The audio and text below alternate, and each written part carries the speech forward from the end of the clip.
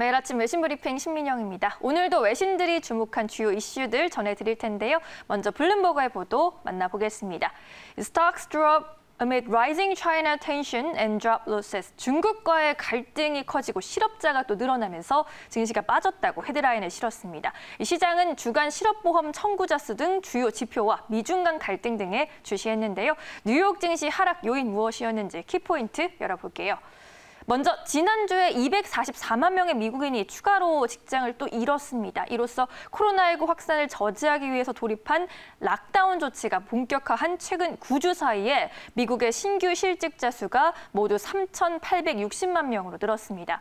최악의 실업 대란이 계속되고 있는 셈인데요. 지난주 신규 실업수당 청구자 수는 243만 8천 명으로 집계가 됐고요. 블룸버그 통신이 집계한 전문가 전망치 240만 명을 조금 웃도는 수치였습니다. 물론 7주 연속 감소세를 보이고는 있지만 역대급 폭증세 계속되고 있고요. 2009년 글로벌 금융위기 당시에도 이 수치는 65만 명을 기록하는 데 그쳤었습니다. 월가에선 미국의 5월 실업률이 20%에 달할 것으로 보고 있고요. 지난 4월 실업률은 14.7%였습니다. 한편 미국과 중국의 갈등이 고조되고 있는 점도 여전한 위험 요인입니다. 미 상원은 미국 회계 기준을 따르지 않는 중국 기업을 상장을 금지할 수 있는 법안을 전일 통과시켰고요. 미국 국무부는 또 대만에 대한 신형 어뢰 판매를 승인했습니다. 이는 중국의 강한 반발을 부를 수 있는 결정인데요. 그래서 이제 중국도 가만히 있지 않습니다. 자국을 제재하는 법안이 미국에서 채택될 경우 보복하겠다고 말했고요. 코로나19 발원지에 대한 책임도 강력히 부인하고 있습니다. 미중 갈등은 이렇게 하루게 다르게 깊어지고 있는 모습이네요. 다음으로 로이터의 기사 넘어가 보죠. 지난달 미국의 주택 거래량이 10년 만에 가장 큰 폭으로 줄었다는 소식입니다. 코로나19 대유행으로 노동시장과 경제가 위축되면서 주택 수요가 급감한 결과로 보입니다. 이 기사의 자세한 내용 더 들어가 보죠. 미국 전국 부동산 협회가 지난달 주택 거래량이 433만 채를 기록했다라고 밝혔습니다. 계절적 요인을 반영한 연율로 환산하면요, 17.8% 감소한 것으로 보이고요. 2010년 7월 이후 가장 큰 감소폭입니다. 미국 주택 거래량의 90%를 차지하는 기존 주택 거래량은 전년 동기 대비 17.2% 감소했습니다.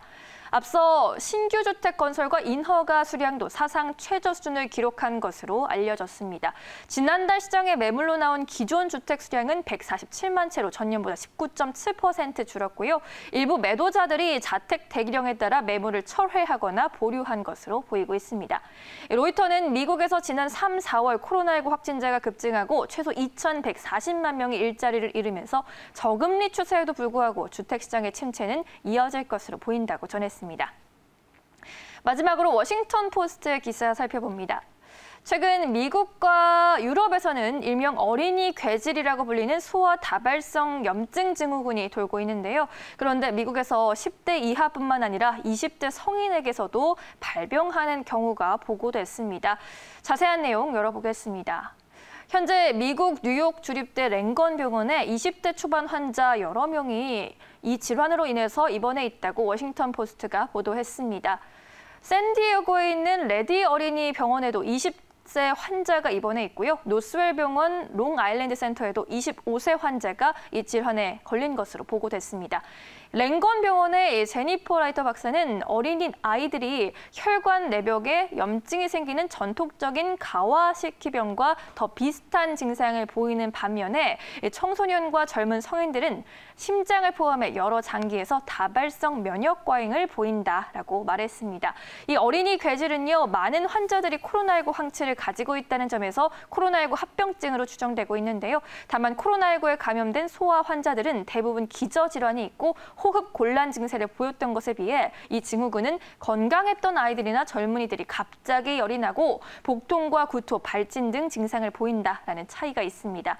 최근 미국에서는 워싱턴 DC에서 23명, 뉴욕시에서만 147명 등의 환자가 보고되는 등 20개 주 이상 지역에서 환자가 수백 명에 이르고 있습니다. 사망자는 뉴욕주에서 3명, 메릴랜드주에서 1명 등 총 4명이 나온 상태입니다. 지금까지 금요일 아침 외신 브리핑 함께 하셨습니다.